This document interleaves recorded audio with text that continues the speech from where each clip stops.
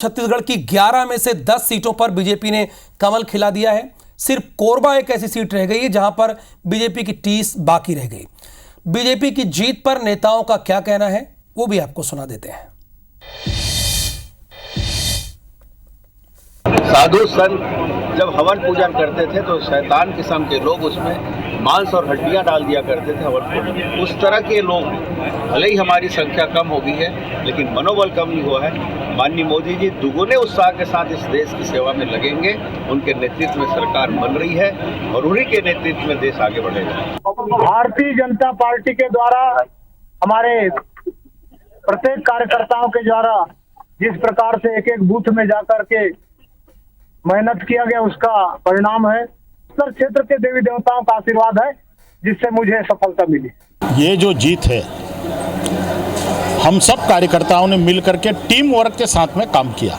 सब लोगों ने अपने आप को प्रत्याशी मानकर, अपने आप को मोदी जी मान करके इस चुनाव में सब लोगों ने काम किया। और जहां टीम वर्क से काम होता है वहां बड़ी से बड़ी चुनौती को भी हम सफलता प्राप्त कर सकते हैं। हमारे गरियाबंद जिला महासमुंद लोकसभा के सभी कार्यकर्ताओं को बहुत बहुत बधाई देता हूं, शुभकामना देता हूं और हमारे देश के यशस्वी प्रधानमंत्री नरेंद्र मोदी जी को तीसरी बार प्रधानमंत्री बनने के लिए पूरे गरियाबंद वासियों को ढेर सारी बधाई, शुभकामना देता हूं। रायपुर से खबर यह है कि डिप्टी सीएम अरुण साय का बयान आया है। छत्तीसगढ़ में बीजेपी की जीत ऐतिहासिक है। डबल इंजन की सरकार में छत्तीसगढ़ का तेज विकास होगा। कांग्रेस बुरी तरह हारी है। पूर्व सीएम खुद हारे हैं।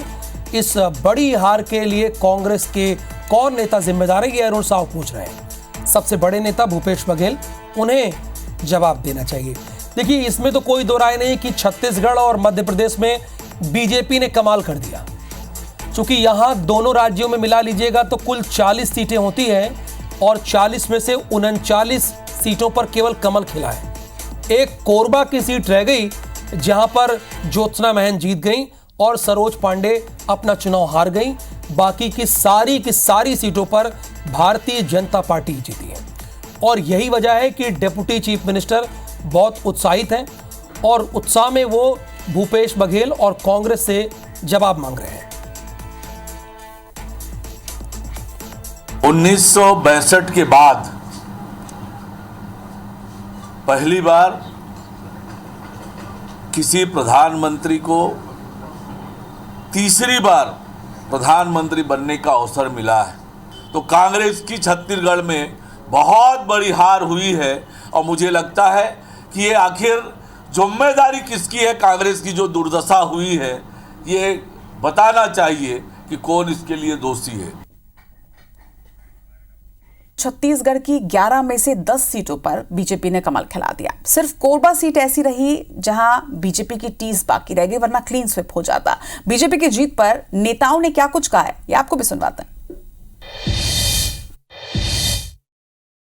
साधु संत जब हवन पूजन करते थे तो शैतान किस्म के लोग उसमें मांस और हड्डियां डाल दिया करते थे हवन पूजन। उस तरह के लोग भले ही हमारी संख्या कम हो गई है लेकिन मनोबल कम नहीं हुआ है। माननीय मोदी जी दुगुने उत्साह के साथ इस देश की सेवा में लगेंगे। उनके नेतृत्व में सरकार बन रही है और उन्हीं के नेतृत्व में देश आगे बढ़ेगा। भारतीय जनता पार्टी के द्वारा हमारे प्रत्येक कार्यकर्ताओं के द्वारा जिस प्रकार से एक एक बूथ में जाकर के मेहनत किया गया उसका परिणाम है। उत्तर क्षेत्र के देवी देवताओं का आशीर्वाद है जिससे मुझे सफलता मिली। ये जो जीत है हम सब कार्यकर्ताओं ने मिलकर के टीम वर्क के साथ में काम किया। सब लोगों ने अपने आप को प्रत्याशी मानकर, अपने आप को मोदी जी मान करके इस चुनाव में सब लोगों ने काम किया।